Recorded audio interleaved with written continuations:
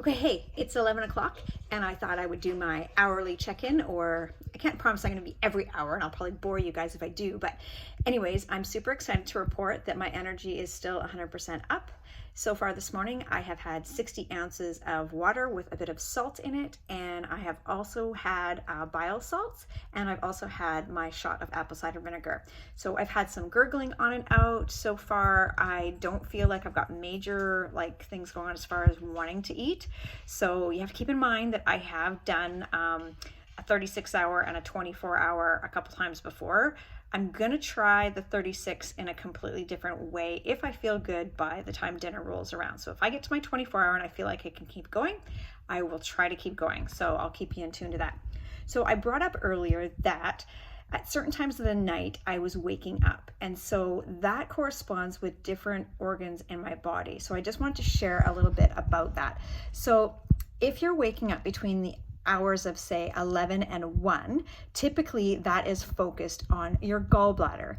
So what does that mean? Well, some of us, like myself that I've just figured out, do not produce enough bile. So the bile comes from the gallbladder and it helps break things down.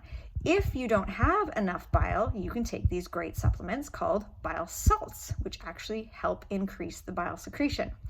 Do I know why some of us have this and some of us don't? I don't know, but I do know that my dad had a gangrenous gallbladder when he was in his 60s, and he had to have that taken out. Now, my dad loved to eat probably once to twice a day, and he did live on his own and he didn't eat the greatest. So his gallbladder issues could be a result or a combination of not enough bile and not enough good eating habits. So I won't divulge too much more information on that, but maybe if there's a history of gallbladder stuff in your family, bile salts might be something that you want to research.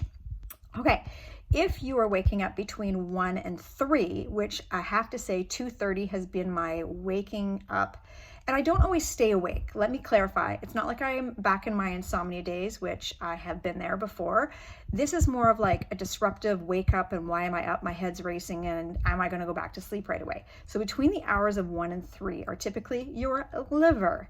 So if your liver's not in check, that's going to be corresponding with that little wake up that you're getting. So what does that mean? It might mean you have to delve in and detox the liver. It could mean that you've got heavy metals. It could mean that you didn't eat what you needed to eat for your body yesterday.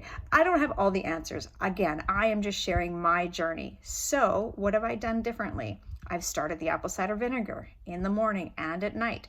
I've started the bile salts, and lo and behold, like I said earlier, that full sleep last night was amazing. Maybe that's why I have so much energy. No, it's not.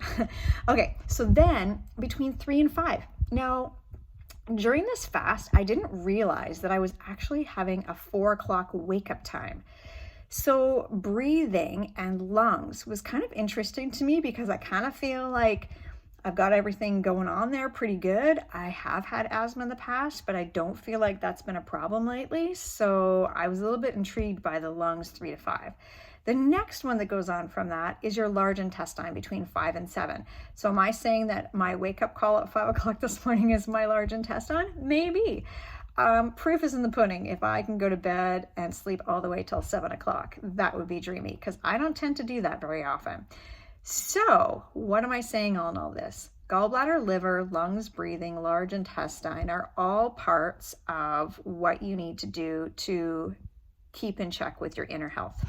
So I hope I haven't gone off on too much of a tangent and given you too much information, but as you guys know, I'm super stoked about this and I want you guys to dive in as much as you can. So one of the people that I forgot to mention earlier was Dr. Jason Fung. He's Canadian and he has a great following. He has lots of great videos. He tends to go a lot into lectures for students and larger groups. So sometimes his videos are a little bit longer in length, but they prove to be very, very interesting. Tons of knowledge there. So in addition to the earlier ones I mentioned, go ahead and check those people out. You can check out their websites. You can check them out on YouTube. They have great information, and I will check back with you guys a wee bit later. Ciao for now.